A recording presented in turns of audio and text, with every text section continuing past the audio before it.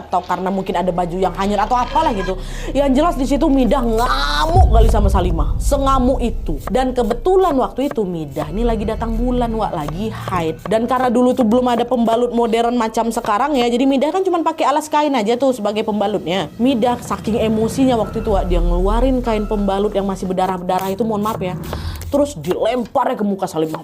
Wah, digituin. Lalu tanpa sadar di momen itu terucaplah satu sumpah dari mulutnya Midah. Dia ngomong apa? Ini mohon maaf, Wak, ya, agak kasar. Mohon maaf kali.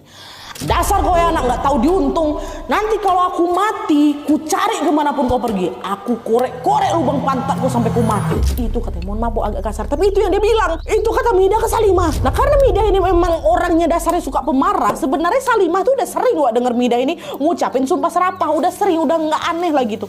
Tapi baru kali ini Midah itu emosi sampai bawa kematian, Wak. Baru kali itu. Kalau aku mati, kata dia kayak gitu. Baru kali itu. Dan tanpa Midah sadari, ternyata sumpahnya itu berakibat fatal di kemudian hari, Wak. Nah, karena sumpahnya itu, kenapa? Masuk lagi. Jadi nih, bertahun-tahun setelah insiden tadi tuh, insiden sumpah serapah mati itu, 4 anak mereka makin lama makin tumbuh dewasa, makin tumbuh remaja dan menikah, Wak. Salira, Salimah, sama Sulaiman, sama Rosna udah pada nikah semuanya. Mereka udah nggak tinggal lagi di kampung Permai ini. Bahkan ada juga yang merantau keluar pulau sama dengan keluarga barunya. Sedangkan Rosmadi sama Midah kan tinggal berdua aja tuh. Masih tinggal, Wak, di kampung itu. Umur yang semakin tua bikin kondisi kesehatan Midah mulai ngedrop. Tapi sayangnya fasilitas kesehatan pada masa itu juga belum semaju sekarang, Wak. Ditambah lagi transportasi umum di sana juga masih macam susah gitu lah, sehingga mereka tuh nggak bisa bepergian dengan leluasa gitu. Alhasil setiap kali Midah itu sakit, dia ya udah cuman bisa dirawat di rumah aja. Nah, lalu suatu hari Midah ini ngedrop, Wak. Tanpa diduga ternyata kondisinya jauh lebih parah dari biasanya.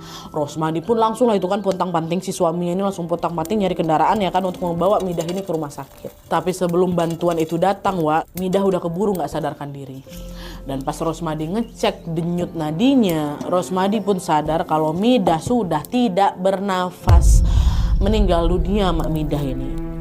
Akhirnya pada hari itu juga Midah pun dimakamkan di kampung sebelah. Kenapa? Karena kampung Permai waktu itu belum ada pemakaman sendiri. Jadi dimakamkan di kampung sebelah. Setelah Midah dimakamkan, Rosmadi pulang lah ini ke rumah ya kan, dalam keadaan sedih. Wajar lah, Wak, namanya juga baru ditinggal pasangan kan pasti sedih. Tapi selain Rosmadi, which is beberapa warga kampung ya, mereka langsung beraktivitas seperti biasa lah, macam tidak terjadi apa-apa. Warga kampung Permai itu memang nggak terlalu dekat, Wak, katanya sama Mak Midah, karena ya itu tadi watak Mak Midah ini kan pemarah ya kan. Makanya waktu Mak Midah ini meninggal, mereka yang nggak sedih-sedih kali, biasa aja. Padahal di sini